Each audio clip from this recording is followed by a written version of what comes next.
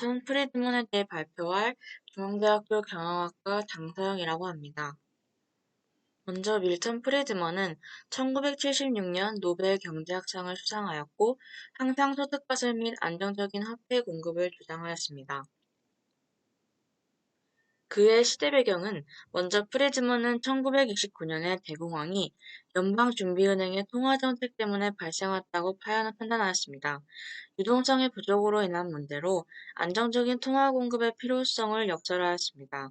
즉 경기가 안 좋은 상황에서 FRB가 통화 공급량을 급격하게 줄인 점을 지적하며 이론을 전개해 나갔습니다. 또한 케인스의 이론이 유행하던 시대 배경에 맞서 반기를 들고 자신의 통화 정책의 중요성을 주장해 나갔습니다. 1960년대에는 화폐 유통 속도가 안정된 패턴을 보이자 정부 지출에 대한 통화주의자들의 반격이 시작되었고 프린드먼은 케인스의 정책이 높은 실업률과 물가 상승을 초래할 것이라고 예언하였는데 1970년대에는 스태그플레이션이 발생하면서 프리드먼의 이론이 주목받게 됩니다. 다음으로 그의 연구 동기에 대해 말씀드리겠습니다. 케인스의 이론에 맞서 통화 정책의 중요성과 안정적인 통화 공급의 중요성을 알리기 위한 것이 바로 프리드먼의 연구 목적입니다. 대공황은 통화 공급량을 대폭 축소했기 때문에 발생했으며 정부의 잘못된 정책을 지적하면서 통화주의를 전개해 나갔습니다. 또한 프리드먼은 경제학자들은 화폐 공급량을 적절히 조작할 수 있는 통화 정책에 대해 아직 충분한 지식을 가지고 있지 못한다며 케인스주의를 지적하며 자신의 이론을 전개하기 시작했습니다. 다음으로 밀턴 프리드먼의 연구 내용에 대해 자세히 말씀드리겠습니다.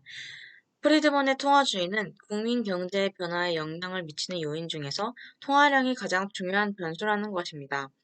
기존 케인스주의에 따르면 불황의 원인은 투자의 부족이며 이를 위해서는 정부 지출의 확대 재정 정책이 필요하다고 주장했습니다. 그러나 프리드먼은 심각한 경제 상황은 대부분 통화 정책 때문에 발생한다고 주장하였습니다.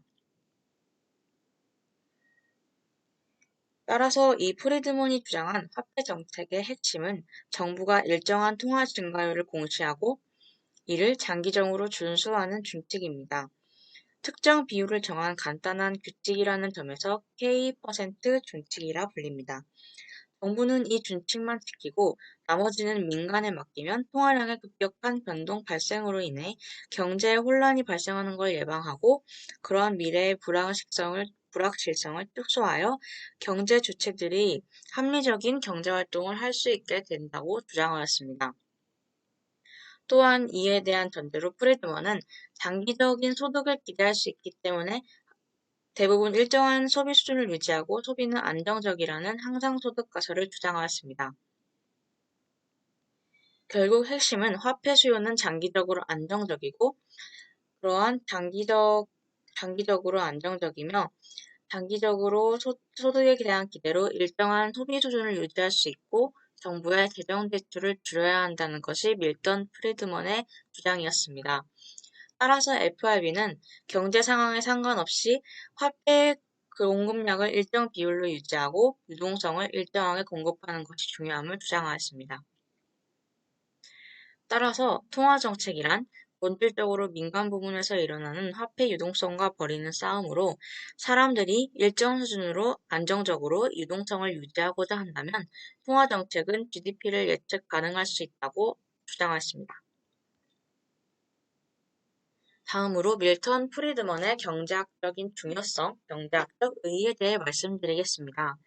1976년에는 안정적인 소비에 대한 분석, 통화의 역사, 통화주의 이론, 경제 안정화 정책의 복잡성을 명쾌하게 설명한 공로로 노벨 경제학상을 수상했습니다. 통화주의를 제창하였고 1970년대 이후 경제학에 지대한 영향을 끼쳤습니다.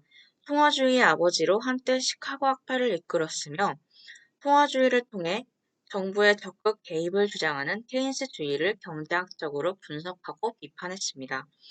여기서는 거시경제학자인 프리드먼이 거시경제학자인 케인스 경제학을 더 엄밀하고 본격적으로 비판했다는 데 의의가 있습니다. 또한 기존의 자유주의 경제학자들은 주로 유럽에서 활동한 탓에 세계 경제 정책에 큰 영향을 주지 못한 데에 반해 프리드먼은 미국에서 활동한 탓에 미국과 영국의 경제 정책 변화에 가장 큰 기여를 할 수 있었습니다. 또한 프리드먼이 지적한 것 중 현대 거시 경제학에 가장 큰 영향을 미친 개념이 인플레이션 기대 심리입니다.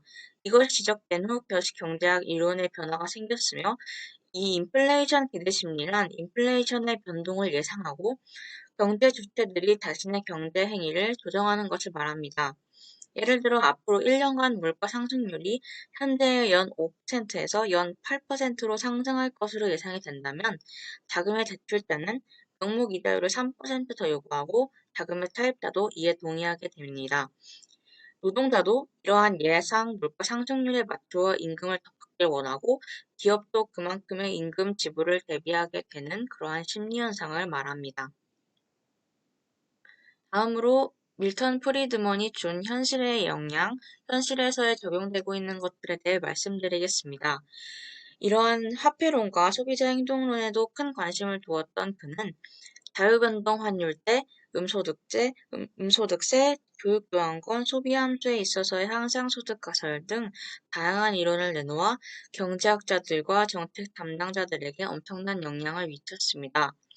이에 대한 전제로 그는 경쟁적 자본주의 체제가 가장 훌륭한 제도이고 보다 나은 사회를 건설함에 있어 최대한의 경제적 자유를 보상해주는 그러한 공평한 기회를 보장하며 공정하고도 치열한 경쟁이 이루어지도록 하는 동시에 정부의 영역을 최소화해야 한다고 말했습니다. 이러한 사상에 입각해서 자유운동 환율제, 음소득세, 교육교환권 등 여러 가지 아이디어를 제공했습니다. 또한 밀턴 프리드먼은 이러한 영미 정치 지도자들에게도 중추적인 역할을 해왔는데요. 그의 경제 사상은 마거릿 대처와 로널드 레이건 등 1980년대 영미 지도자들에게 많은 영향력을 행사했습니다. 프리드먼은 통계학 분야에서도 순차적 표본 추출에 기여했고 특히 이러한 밀턴 프리드먼은 현재까지도 케인스와의 비교를 통해서 경제학에서 중요한 역할을 차지하고 있는 중요한 경제학자입니다. 여태까지 제 밀턴 프리드먼에 대한 발표를 들어주셔서 감사합니다.